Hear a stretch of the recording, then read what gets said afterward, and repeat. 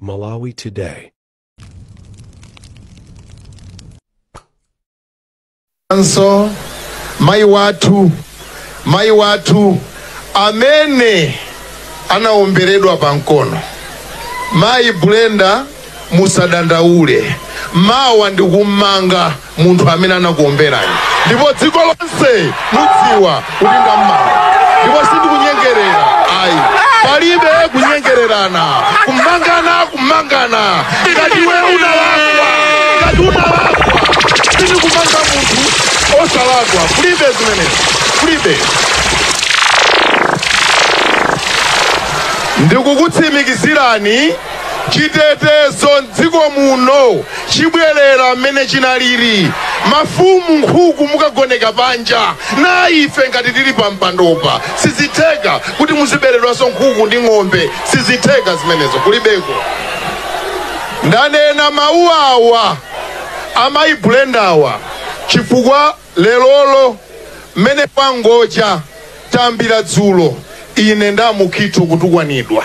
Ndipo tatukwanidwa chifukwa cha anthu azikwanje. Mwatulutsa anthu chifukwa cha chani? Ndikuwuzani mawu awa, dziko lino mayenda ndi malamulo. Ndiye chifukwa choti imayenda ndi malamulo, anzathu akhoti tisapange blame ayi. Ndipo musapereke blame kwa akhoti. Akhoti iwo amapita kukaona malamulo akuti chiyani.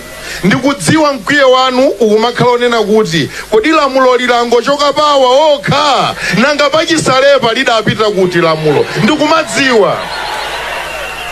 Koma musadandaule, chitetezo tikutetezani. Ndiye ndinene amene mmakonda kuba nkhuku za zanu, katengeni makiyi zakuba zimene mudabazicha mukabweze, ndiye mukakhomere kuti iya katundu anu ndi uyu ndakhomera, katengeni mmene mudachitira. Sitilola kuti anthu avutike, azunzike. Ndikukutsimikizirani, mumve mu mtima mwanu, kulibe makiyi panopa kuyambira lero ine ndamukhitu tukataya nyanja. Ndipo tikataya tataya. Nonse amene mmakonda zakuba siyani, tiyambe moyo wina. Anyamata athu a DPP ife tiyeni tikhale ndi mtima odekha, tisatutumuke, tisakhale ndi nkhawa ina iliyonse.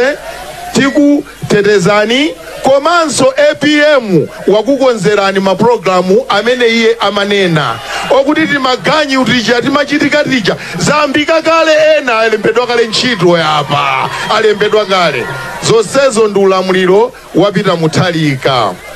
Ine msonkhano wanga ndiubweze kwa mwini wake kuti akulankhuleni. Ndikubwerezanso apolisi kuyambira mawa kupita uko akuyamba kugwira ntchito yawo. Musawade apolisi, musapute. Mwatukwana kokwana, mwanyoza kokwana. Pano yakwana nthawi wa polisi agwire ntchito. Ndipo timuuzanso kuti amwene munthu akakudererani, usani force. Zikomo kwambiri, Ambuye akudalitseni. Zikomo.